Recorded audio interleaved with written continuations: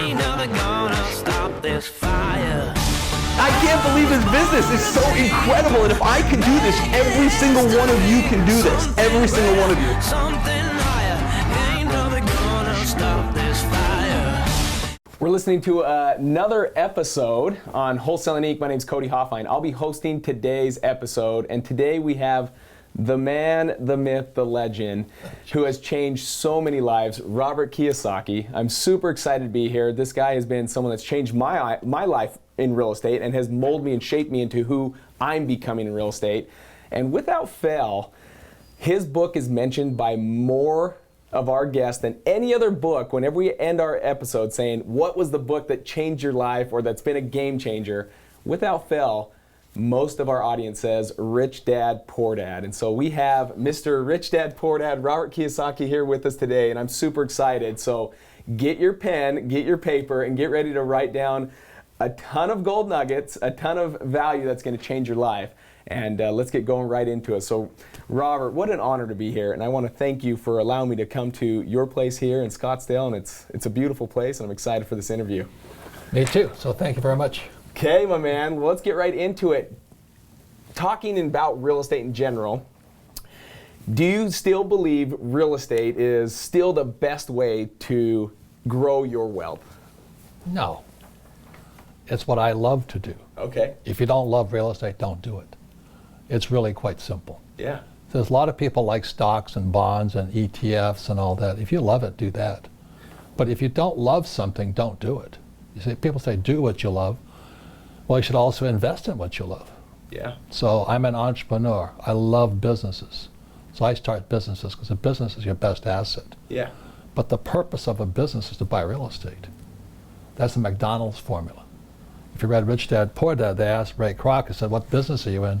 Everybody said hamburgers, and Ray Kroc says, no, McDonald's is a real estate company. So the purpose of a business is to buy real estate. So if I own this business, I own this business, I also own the building, but they're two separate companies. Yeah. So if you understand that, then you'll understand why the rich get richer. But the main reason I love real estate are two answers: debt and taxes. Debt and taxes. You see, most people are afraid of debt, and they should be afraid of debt. You know, those guys like Ramsey, Dave Ramsey, said live debt-free. And the average guy should live debt-free because they really don't know about money. They went to school, they got a job, and they invest in the stock market. And they should live debt-free because they really know nothing about money. Yeah. Money is debt. You know, money became debt in 1971 when Nixon took the dollar off the gold standard. So money's debt. So the people that are losing are the people who are saving money. They're the biggest losers because why would you save money when the federal government's printing money? It makes no sense. Such a good point. And if you look at interest rates since the 2008 crash, you know, interest rates went sub-zero in many parts of the world. Yeah. And idiots are still saving money. Look at the Japanese. I'm Japanese. They're idiots. They're idiots. They save money. Japanese have this highest saving per capita of any country in their world, and their government's ripping them off, printing money. I mean, come on, guys. You know, I'm fourth generation Japanese, so I don't think like them. Yeah. But why would you save money when the government's printing and interest rates are down? And they keep lowering interest rates. And they still save money. Yeah. So when they lower interest rates, they're saying, hey, please borrow money. Because after 1971, the only way money was created is if you borrowed money. Yeah. That was it. So the people that know how to handle debt are getting richer and richer and richer and richer and richer, and the savers are the losers, the losers, the losers, the losers. So I like real estate. I pay, the more debt I use, the less tax I pay. Yeah. Your two largest expenses, debt and taxes. So you better learn how to use it. So that's why I like real estate. Don't invest in real estate because you want to not pay your debt and taxes because you get your butt handed to you. Yeah. Some of the things that I learned from you that I think is interesting, I'm still trying to master this still, by the way, is you pay very little if no taxes. You know how to do the zero taxes. This is the key thing. So not just very little to none, literally no taxes. Legally. Yeah. Talk a little bit about that. What are some of the tips on that to help people realize they can do that? You better study it. Yeah. I am a student of money. Yeah. If you just want to tip, go talk to your financial planner and get screwed. That's a good point. Because a financial planner is a salesperson. Sure. They're not a rich person. And the average person is taking financial advice from poor people who need money, like the school teacher and their parents. Yeah. They may be very good people, but you don't come to me to learn how to, for dental work, because I don't know anything about dental work. But that's what people are doing. They're talking to poor people about money. And the only thing they can tell them is, well, give your money to me. So the most stupid question I hear it day in, day out. I have $10,000. What should I do with it? I said, the first step is to shut your mouth. Because if you say you have $10,000, you don't know what to do with it, there's 12 quadrillion people that will tell you what to do with it. Yeah. Give it to them. Yeah. So that's how stupid people are. I mean the word is stupid. If you have money, don't tell anybody. Step one, and then figure out what you want to do with your money. Yeah. So if you love business, learn entrepreneurship. You like real estate, learn real estate. If you like stocks and bonds, most guys who like stocks and bonds are corporate employee types. I'm not corporate. I'm not an employee. I don't like stocks and bonds because I've taken 3 companies public. That's the most corrupt thing you can do is take a company public. It's nothing's real in there. It's Sure. fake. Stocks, bonds, mutual funds, ETFs. They're all manipulated. Yeah. Okay. So I don't touch them. I'm not a corporate guy. I'm an entrepreneur. So I like real estate because I don't have to play the stock market then. But if you don't know real estate, play the stock market. Yeah. Good points. Good points. So growing up, you had an incredible mentor. You have what you call your rich dad that was able to give you insight, teach you these different things that maybe poor dad wasn't able to do. What is your value still today looking at mentors? Is it something you still look for guidance from mentors? Do you still seek people out that are maybe in a higher destination? Or what does that look like for you when it comes to mentors in general? Well, I covered it in this book. It's my latest book. It's called Fake Money. In 1971, the US dollar became fake. Why would you save it and why would you work for it? It makes no sense. And the more you work for it, the higher tax you pay. That is really stupid. That is stupid, stupid, stupid. Yeah. So that's why in Rich Dad Poor Dad, lesson number 1 is don't work for money. But everybody goes to school to work for money. I wouldn't work for money because you pay tax. Yeah. Second one is fake teachers. What do teachers know about money? Nothing. That's right. I was in accounting class. I knew more about accounting than my teacher did on the MBA program. That's when I dropped out. I said, why am I here? I'm listening to an idiot. Do you know?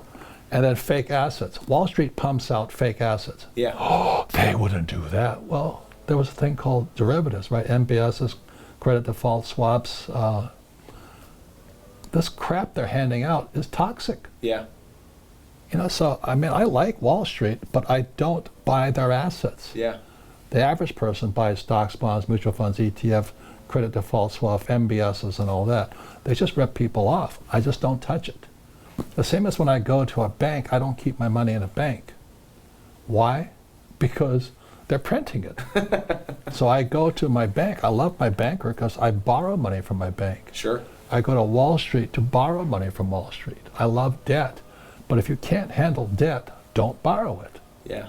So that's why it's fake money, fake teachers, fake assets. And you've got to know the difference between all of them. Why would you listen to a person who's poor? Yeah. I don't know why people do that. So my poor dad, great guy, PhD, stood for poor, helpless, and desperate. I didn't listen to him about money.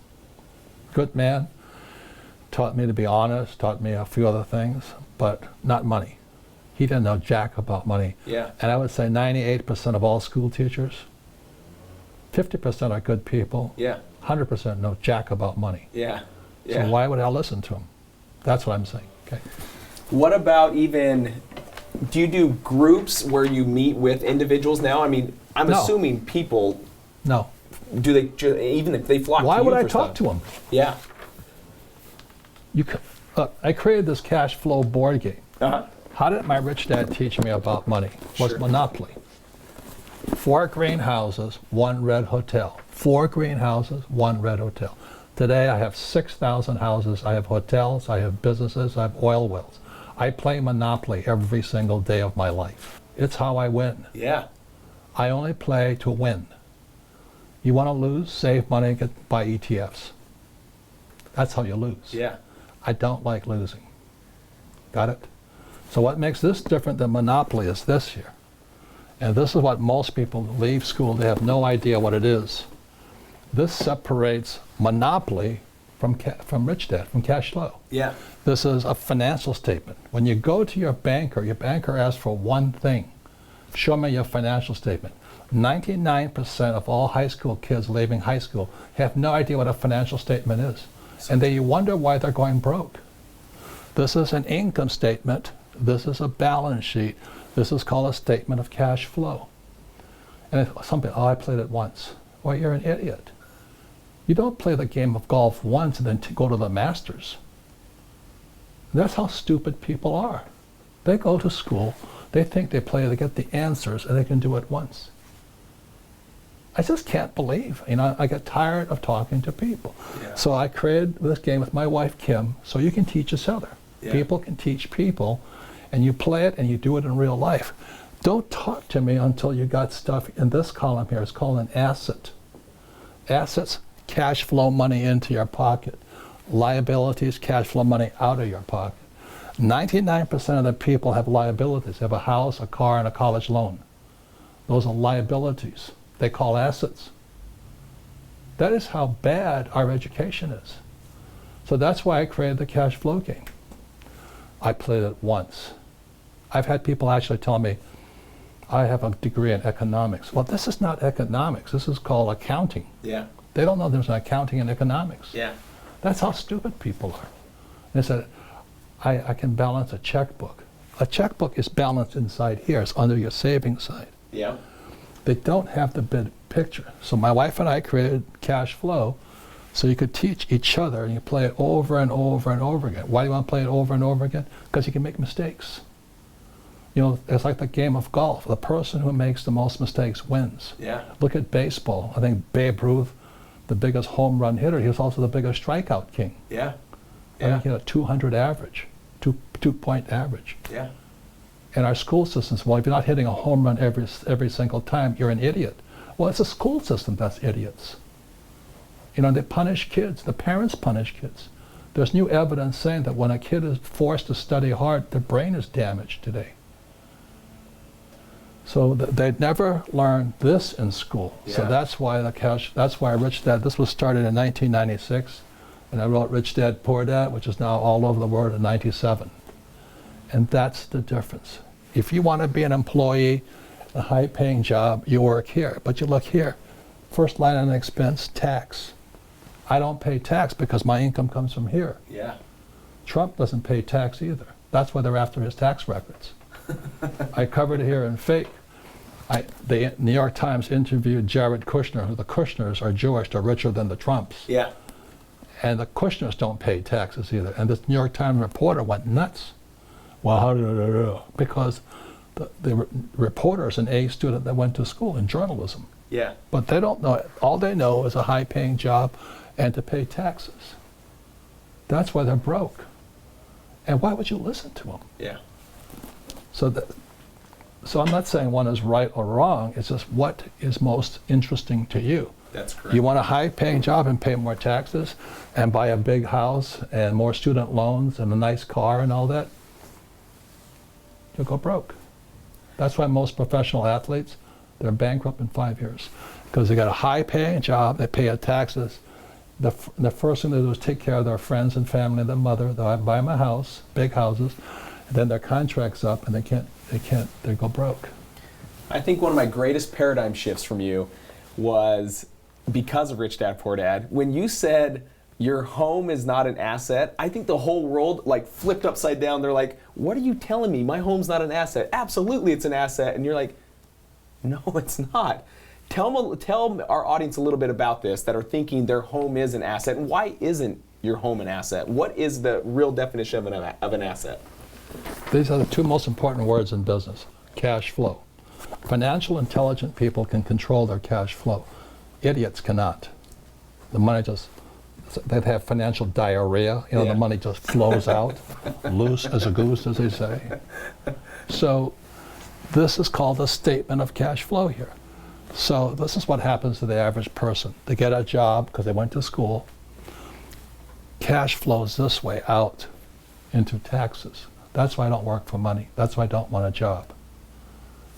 So the first expense goes to the government in taxes. Then they buy a house. That money goes straight to the banks, the mortgage companies, the shadow stats banks, stuff like this. Then they have a 401k and ETFs. The money flows straight to Wall Street. Let's say you graduate from college at age 20 or 25, let's say. You retire at 65, right? For 40 years, your cash flows this way straight to Wall Street. Yeah. You know what? If they lose the money, which they do, you don't get it back. That's correct. That is That's really, correct. in my opinion, that's stupid. But that was my poor dad. Go to school, get a job, pay your taxes, live below your means, buy a house because it's your biggest asset, and invest for the long term in a well-diversified stock portfolio, bonds, stocks, bonds, mutual funds, ETFs. Yeah. The cash is flowing out. It's called loose as a goose. Yeah. You know, you ever seen a goose take a dump? It goes out fast. That's called a goose that didn't lay the golden egg. That's right. You know. So I sit there looking at, and I got tired of listening to these idiots. So my wife and I in '96 created the Cashflow Game so people could teach people. Then you can make up your mind. Which asset do I want? Do I want real estate? Do I want business? You know, do I want oil, gas, gold, silver? Yeah. They're all different assets. Sure. So that's why the Cashflow Game was created. And most guys say, well, I don't have the time, I don't have the money. Well, then you'll be as loose as a goose. Well, Robert, one thing I think you've been pretty spot on in multiple of your books, if you've been able to see almost future what's going to happen with the economy, and you've called out pretty dang dead on each crash that has taken place. What do you see the future economy doing, and how should people start preparing? Well, the question is, how long can the government keep printing money? Yeah. Today, the national debt passed $22 trillion. The off-balance sheet debt of the United States is $265 trillion. We cannot pay it off.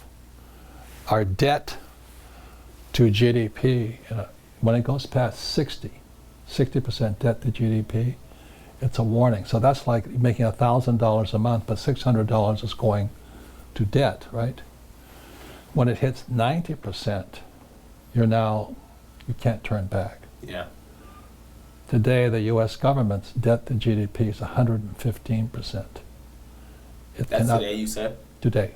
It cannot turn back. So the question is, are we going to have a depression or a collapse? A collapse happens every 1,500 years. The last collapse was the Roman Empire. Wow. 1,500 years ago. So I hope it doesn't happen. Sure. But if you study, well, history does repeat at times. So that's why in Fake, I write about keeping real money, which is gold and silver. Yeah. And no ETFs. Do not touch fake gold and silver, which are gold and silver ETFs. Yeah. Because they're still fake. Yeah. So I keep gold and silver in a safe outside the banking system. Because if the banking system shuts down, businesses will collapse. Yeah. And we will have a collapse. Yeah. I don't think it'll happen, but I'm prepared in case it does. So what I always suggest to people, have enough money outside the banking system so you can survive for a year. Yeah. So that's why I save gold and silver, because so down here, and then what happened with gold and silver in 1971, the business school started saying to people that gold and silver was a barbaric relic. Yeah. And it is, but it's real. Yeah. Gold and silver have been here since during the earth was formed. Gold and silver will be here when we're gone. So since 1972, which is this book is about here, Yep. I've been saving gold and silver. Yeah. So I have millions in gold and silver. I never intend to spend it. Now, what happened to gold and silver? It went to 800 and it dropped. I bought more when it dropped. In the year 2000, gold was $260 an ounce. Okay. Today it's $1,400 an ounce. Great and ROI. but the guys who saved money took a hammering, right? That's right. It's not That's an right. ROI. I didn't lose money. Yeah. So that's why savers are losers. Guys who held gold and silver are the winners. Yeah. And still, our business schools will tell you, do not touch gold and silver. Why? Because they can't print it. You see, the whole system is to print money. Wow. Which is why savers are losers. Right. So that's why I like real estate, is because I use debt to buy real estate and pay no taxes. Yeah. Yeah. So all the money flows into my income statement. But the average person doesn't have a financial statement. They don't know what's going on because they went to school. That's right. And they never learned this stuff. That's right. What does, when you're talking gold and silver, this is even something I'm interested in. What is the even beginning steps? Where's the trusted sites? How do you even buy gold and silver? How do you even begin to look into what is the gold you should be buying versus the gold you shouldn't be buying? Well, like everything, anything in here you should study. Yeah. You know, I study gold and silver. Yeah. That's all. The trouble with most people who don't know anything about gold and silver, they go in and they don't make any money on gold and silver. Yeah. They make money on selling idiots numismatic, collectible coins. Yeah. So you walk in there and you want a silver dollar, let's say, or a gold Krugerrand or a gold eagle. Yeah. They'll say, yes, but if you buy a 1912, it's worth 5 times more. And then so you buy the collectible, call it numismatic. Yeah. And that's where the margins are. That's how they make money. Okay. They want you to buy the collectibles because it's no different than buying a stock and hoping it's going up. Yeah. It's no different than buying a piece of real estate, hope it's going to go up. Yeah. So the average person's a sucker. You know, we all know that. And the reason I started the Rich Dad Company is just to educate those who don't want to be suckers anymore. Yeah. Yeah. You know, go to school, get a job, buy a house, get out of debt, pay your taxes, and invest in the stock market. That's for suckers and losers. Yeah. Nothing wrong with being a sucker or a loser, but I just don't like being one. Yeah. Okay? Knowing what you know now, you've had this life to study so much, absorb so much in. You've had probably wins and losses maybe, but what would you tell yourself if you're looking back at 20-year-old Robert Kiyosaki? What would you tell 20-year-old Robert Kiyosaki what you know today?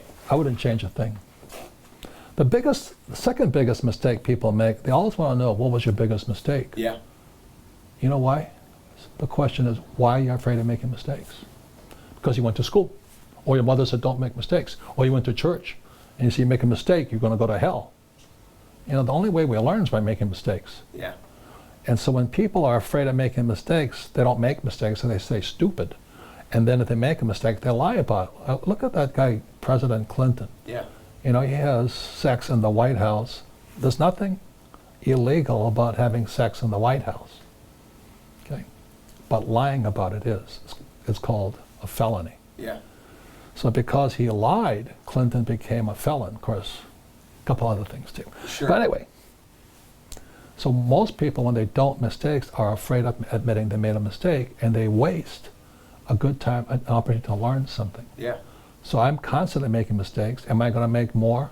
Absolutely. So good, this knowledge. You know, why would I not make mistakes? So a lot of people have this Christian idea. I'm not against religion either. Yeah. That if I get rich, I'll become evil. Yeah. And the rich are evil. If you don't get rid of that thought, you'll never be rich. I remember my school teacher when I was 4th grade, I raised my hand and said, hey, what am I going to learn about money? She goes, she was church lady. She goes, the love of money is the root of all evil. I said, who told you that? Church. I said, well, change churches, you know. So, you know, and that's why you're Mormon, right? Yeah, I am. Yep. I think the Mormon religion is the most up-to-date there is, because you guys tithe, right? Yeah, that's right. 10%. We do. 10%. That's really smart, you know, because when you tithe, God becomes your partner, right? That's right. So you give That's 10 correct. cents. So I give 10% to what inspires me. Yeah. I give 10% to things that I can't work on. So, you know, my wife donates to animals, and Uh-huh. I donate to educational events and public television and stuff like this. Uh-huh. But people who don't pay their partner, who is God, and I learned this from the Mormon Church, God doesn't take care of them. Right? If you don't pay God, it's like not paying your partner. That's right. And so people who don't tithe, they get crap happening to all the time. So, I have subscribed to, not that I'm a Mormon, but I subscribe to tithing, and the reason for tithing, you got to pay your partner. That's right. And you pay God first. That's okay, right. I'm not religious, but I say I pay God first.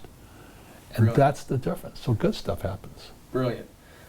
I'm absorbing all this in, just listening to where you're at, someone who I look up to, and still say, am I going to make mistakes? Heck yes, I am. I hope and so. There you go. And even egg it on, like, come on, like, bring on the mistakes. It's those mistakes that ultimately make us better individuals, that make us sharper individuals, make us who we're supposed to become.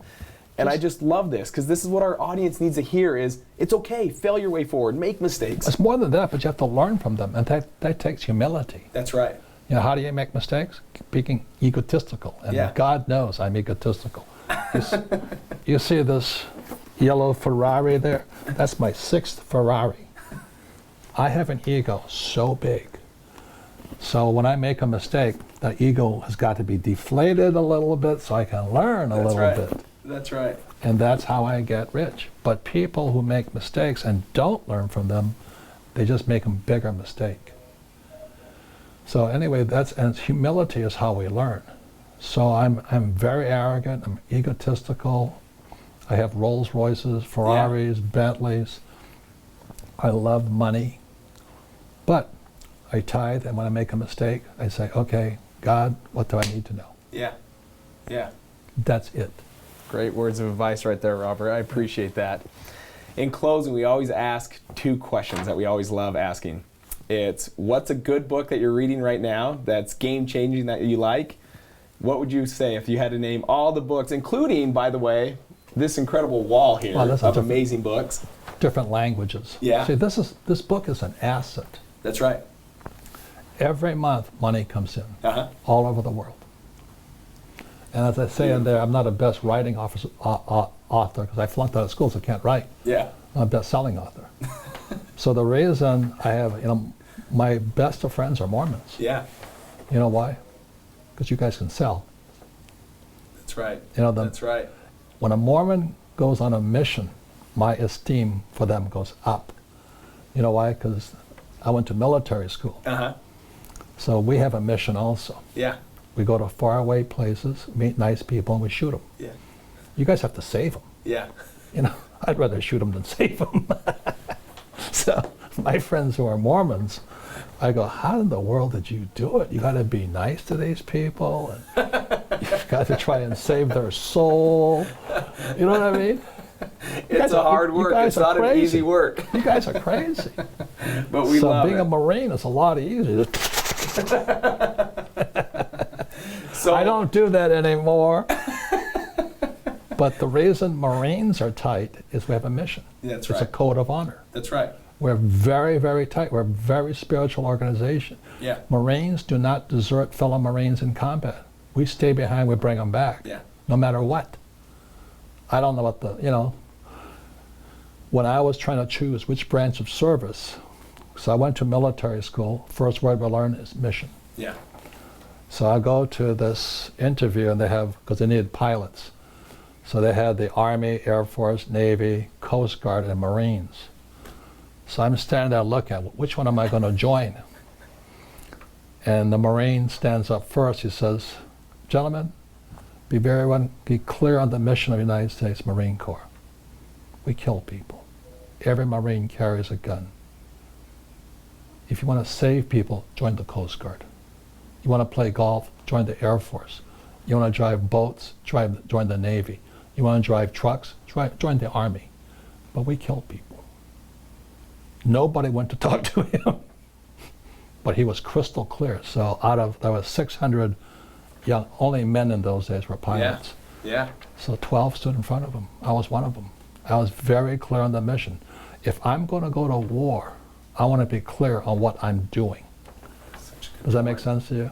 Well, even in a business standpoint, that's brilliant knowledge right there. Yeah, I don't want to be in combat with somebody who's kind of thinking about joining the Coast Guard. Yeah. You know what I mean? If you want to save people, become a Mormon or join the Coast Guard. Yeah, yeah. You know what I mean? Be clear on your mission. Yeah. So that's why mission is spiritual. So that's why I have tremendous respect. That's why so many of they're not good Mormons, but they're good missionaries. My friends are Jack Mormons, you know what I mean? They went and they became missionaries, and my one friend said, Jesus, sex ain't that bad. So he's having a good time, you know? But I have tremendous respect for their internal discipline. That's right. And that's right. the difference, and they can sell. I meet so many guys who can't sell. They can't sell. Yeah. They're afraid of rejection, That's right. you know? So business is very much like a religion. Yeah. You better be clear on your mission, what you're here to do, who you're trying to save, and do your job. But too many people are only in business for money. And that's why they're not successful, because money is fake. Fake money, fake teachers, fake assets. Hence the book, Fake, guys. Hence the book right here. And you've got to have this. This is what your banker wants to see. Your banker doesn't care if you had good grades. Your banker doesn't care what college you went to. Look at the richest guys on earth today. They dropped out of school. That's right. That is true. You know, Steve Jobs, he dropped out of school. Gates dropped out of school. Zuckerberg dropped out of school. Branson dropped out of school. Henry Ford dropped out of school. Walt Disney dropped out of school. Yeah. Didn't hurt him at all. Yeah. So true. Robert, thank you so much. This has been an awesome interview. It's been an honor for me. I again, to have this opportunity, I remember reading your book, and it changed my life as a young kid, and here I am sitting in front of you. So what an honor to be here. Well, thank you. And thank you for allowing this to happen. Well, keep teaching. The world needs real teachers, That's right. not fake teachers. That's right. Well, thank you so much, Thank you Robert. very much. I appreciate it. Thank you. Guys, what an awesome episode. Comment down below with any comments you have, but you got to learn from the man that has just been out there doing good and teaching us how to grow with real estate, business, and there's so many gold nuggets here. That's key. Do I what you love. love real estate. Yeah. You know, I love not paying taxes, and I love debt. Everyone's got to love that. Not paying taxes? Come on, who wouldn't love this? Well, let me explain one thing. Taxes are incentives. You donate to the church, you get a tax break, right? You That's donate right. to charity, you get a tax break. That's right. You invest in real estate, you get a tax break. You invest in food, you get a tax break. You invest in stocks, you get no tax break. That should tell you something. Yeah. You know, like I invest in oil and gas. That's right. As an entrepreneur. If I invest $1 million in oil and gas, I get $400,000 cash flow that day. If I invest in Exxon or Standard Oil, $1 million, I get zero the next day. That's right. That's right. Why would I touch stocks? Makes no sense to me. Brilliant. Guys, good stuff here. Thanks for joining in. I'm so grateful that Robert was able to take some time today. Awesome stuff here. Put this on a download, re-listen to this, and keep jotting down those gold nuggets, and you'll be well on your way to where you can be financially free and hopefully catch up to this guy right here who is just incredible at what he does with all of his investments. Thank you, guys. Thanks. Ain't nothing gonna stop this fire. I can't believe his business is so incredible, and if I can do this, every single one of you can do this. Every single one of you. Something